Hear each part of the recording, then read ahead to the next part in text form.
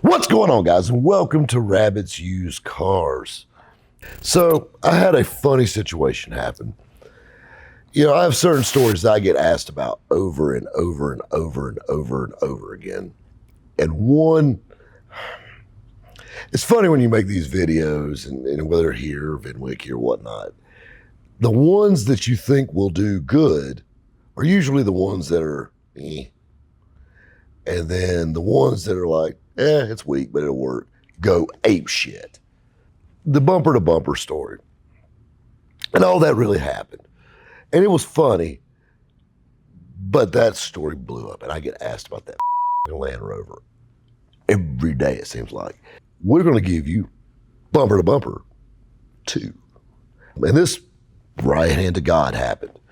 So, probably about a year ago, and here in the South, what we do for fun on a Sunday afternoon is you ride up and down the motor mile where all the car dealerships are.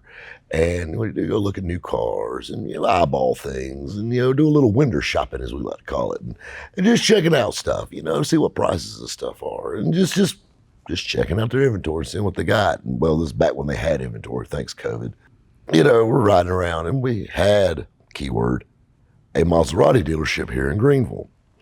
Anybody that's from this area knows that the Maserati dealership was the Land Rover dealership where bumper to bumper happened.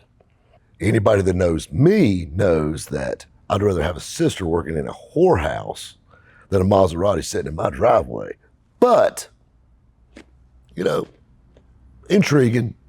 It's Greenville, kind of exotic, It's a little hoity-toity, I guess. So I said, hey, we'll stick our head in the door and see what they got. And sure enough, they were open on a Sunday afternoon. And so we're walking around. Actually, I was looking at a G-Wagon there. Stephen Wonderboy Thompson actually just bought it. So it's kind of cool meeting him and him showing off his G-Wagon with Designo interior. Diamond tuck. Sorry, old school, can't turn it off. Designo, whatever. He was showing us that, and it was neat. It's a badass ride. I mean, I'm kind of a sucker for a G-Wagon. Maybe it's because I grew up in the golden era of rap, and everybody had one back then, but I just like G-Wagons. We get to walking over and looking at the new Maseratis, and they had this one that was like an SUV, and I don't know the names of them. I don't keep up with any of that stuff. It's just not my bag. But they had this blue SUV. It was a really pretty royal blue. And it had like an ox blood, kind of reddish, maroonish interior, leather interior. And it was pretty. I will give color combination wise, it was great. Put that on a Cadillac, I'm sold. On a Maserati, not so much. But I was looking. Just looking, and this little salesman walks up, and the first thing I notice is he's wearing a collared shirt, his button all the way up to his neck. And he's got a clip-on tie on, and I can spot a clip-on from a mile away.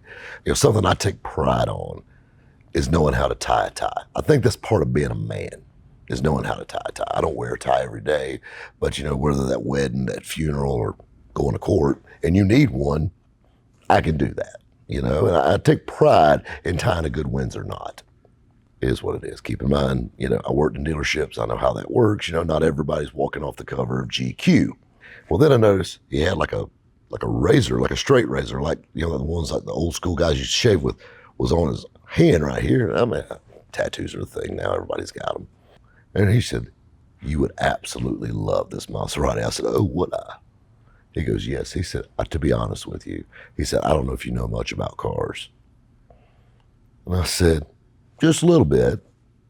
He goes, totally missing the new Cadillac with a dealer plate on the back of it that I'm driving. But beside the point, he goes, these are super cars, Ferrari engine. The Italians know how to build one. And he was telling me all about it, with his 2-day beard, and, shirt fresh out of the bag, plastic shirt. It's got the creases in it where it's folded up in the plastic bag still. Apparently, one thing the Italians don't know is what a iron is. But I'll leave that be. He's walking around, he's opening the doors and pointing out little things. It had a cigarette lighter in it and an ashtray It's a brand new car. And I mean, you gotta think about that. It's a big no-no now, smoking's the thing. So that was one thing that kind of caught my eye. Like, damn, that's interesting. It's not a PowerPoint. That's a cigarette, like straight up old school. I hadn't seen one of those in years. Apparently, Italians didn't raise a bunch of pussies anyway, but still not sold. We're walking around. He's talking about the 300 and whatever horsepower it made or whatever it was, and the foot-pounds of torque and the cubic feet of space and the cargo area and the plush Cordova leather, whatever kind of bullshit. You know, he's just beep, beep, beep, beep, beep, beep, beep, beep, beep, just a statistician. He's telling me all. I mean, he's literally reading the brochure to me. And you know, and I like the color, and I like the color interior in it. Past that, and I mean, I'm a sucker for a sales pitch. I would never just be like, I'm not interested and walk off, because that guy came to me, and I know, being in sales, how much of a buzzkill that is. It's a Sunday, you have no one else waiting. I'm the only person there. That was my thing. Like, you know what? I'm gonna let you practice your sales pitch to me. The least I can do is listen to this bullshit. It's like my salesman's heart coming out. You know, I'm going to listen. No matter, I don't want your product. And a person thinks you suck at it, I'm still gonna listen. So anyway, he's just telling me about this and telling me about that. And pointing this out, he opens the cargo area, tie down points, and how smart they were to put them in the places that they put them. And I mean, he's just beating it to death. And I finally just told him, I said, listen, buddy, if they were giving these son of a bitches away, I wouldn't have one. And he goes, you need to drive it. And I said, no, I don't. I don't want to drive it. He goes, if you drive this car, you will love it. We had reservations, and then we're about an hour out. I'm like, it. So we went on a test drive. He goes, you get to drive.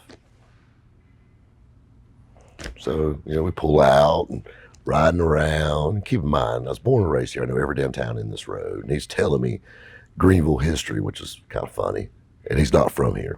He said, just think, he said, that Cadillac, he must have caught that as we were pulling out. He said, that Cadillac you got doesn't hold a candle to this. I beg to differ. He said, the best part is the warranty on these cars. And I'm ready for 336, you know, 560, you know, 72 months. You know, I've heard it all. 10-year, 100,000-mile warranty. No, that's a Kia.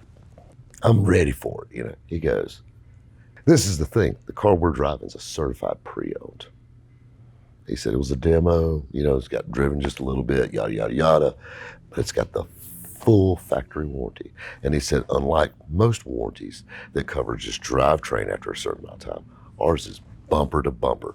And just like a ton of lead hit me at once, I'm driving this piece of shit. And I said, bumper to bumper? He said, bumper to bumper. I said, bumper to bumper. I took the hand off the wheel and looked at him. Bumper to bumper. He goes, bumper to bumper. Back and forth. He said, bumper to bumper. And I got him riled up. The more you say bumper to bumper, you can't say that without starting to get bumper to bumper.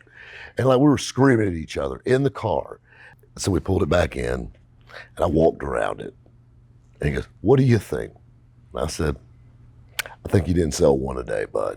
I said, even with that bumper to bumper warranty. And I tried to get him to say it one more time. He didn't say it though. It kind of broke my heart. But how ironic. Same building where 10 years earlier, the first bumper to bumper story, and this jackass says it again on a junky ass Maserati, which the Maserati place went out of business because apparently I wasn't the only one that wasn't buying. Anyway, I thought that was kind of funny. Just thought I'd share with you guys. Guys, we'll catch you next time at Rabbit's Used Cars. Bumper to bumper! What's going on, guys? Welcome to Rabbit's Used Cars. I'm assuming this is the one I need to look into. Anyway, that's like a salesman's heart. Can you hear that? It's like it's like my, and that's when he starts talking about. I know you hear that. Shut the up. Thank you. So, you know, showing the cargo area and see, this is the thing. This is a certified. It was like the crate, like, and the person around me was like,